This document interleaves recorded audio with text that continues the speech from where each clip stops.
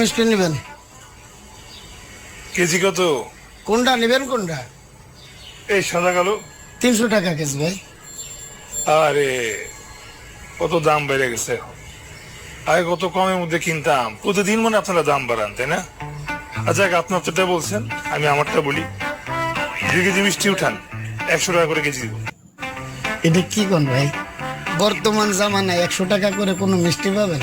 আর মিষ্টির দোকানে এসে কোনো দামাদামি চলে? একদম নিলে নেন, না নিলে যান। আচ্ছা ভাই বুঝছি, আরো 10 টাকা বাড়া দিলাম, না 110 টাকা দিব, 2 কেজি দেয়। আপনার মতো শেষরা এই দুনিয়া আমি একটাও দেখি নাই ভাই।